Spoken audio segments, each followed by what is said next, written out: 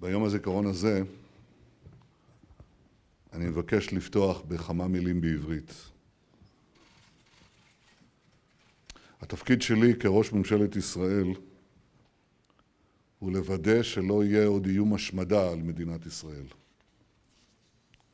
התפקיד שלי הוא להבטיח שלא תהיה סיבה להקים עוד אתרי הנצחה כמו יד ושם. ההסכם המתגבש עם איראן הוא הסכם שמסכן את מדינת ישראל. הוא משאיר בידי איראן יכולות שיאפשרו לה להתחמש בנשק גרעיני, תחילה בפצצה אחת ואחר כך בהרבה פצצות אטום. אנחנו לא נוכל לחיות עם הסכם כזה, ולכן אנחנו מתנגדים לו. גם מי שמנסה לאתגר אותנו בגבולותינו, יגלה שאנחנו ערוכים להגיב בעוצמה. ישראל רואה בחומרה את ההתקפה עליה משטחה של סוריה. מי שמשחק באש, יחטוף אש. Ladies and gentlemen, preserving the memory of the Holocaust is more important today than ever before. We live in an age of resurgent and violent anti-Semitism, and commemorations like this ceremony remind us where humanity's oldest and most enduring hatred can lead.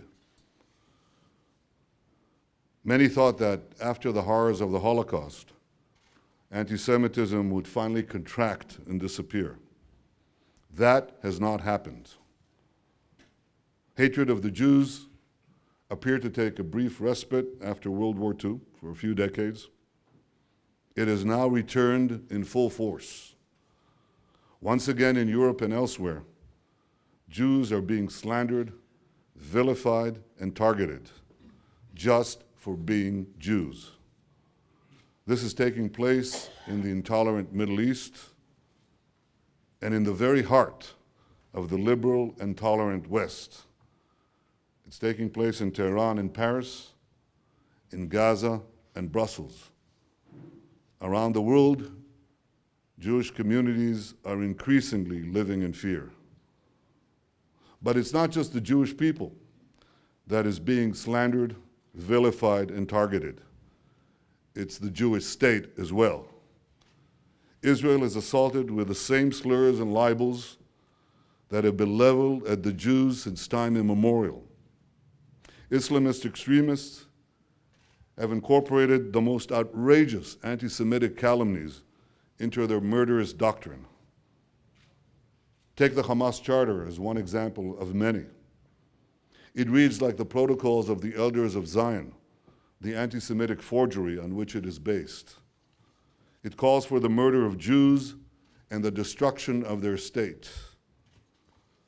Just as classic anti-Semites portrayed the Jews as the embodiment of all evil in the world, today's anti-Semites portray the Jewish state in the same twisted manner.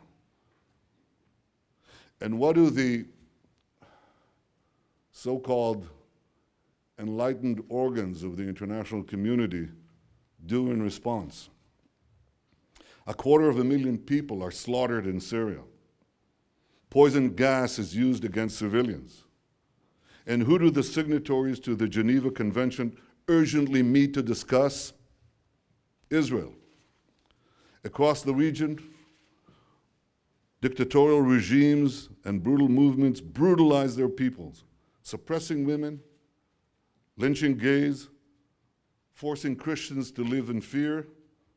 And who does the Human Rights Council of the United Nations condemn? Israel. Hamas fires thousands of rockets at our civilians, deliberately targeting our people. While hiding behind Palestinian civilians, it uses as human shields. And who does the ICC announce it will examine? Israel. No rational examination of the facts can justify this assault on Israel. The Middle East's only democracy, the most beleaguered democracy on earth. This obsession with the Jewish people and their state has a name: It's called anti-Semitism. Some things just don't change. But I can tell you today what has changed. We have changed. The Jews have changed. We are no longer a stateless people endlessly searching for a safe haven. We're no longer a powerless people begging others to protect us. Today, we're an independent and sovereign people in our ancestral homeland. Today, we can speak out against the hateful voices of those seeking our destruction. Today, we can protect ourselves and defend our freedom.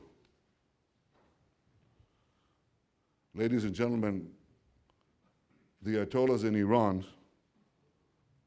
they deny the Holocaust while planning another genocide against our people. Let me be clear.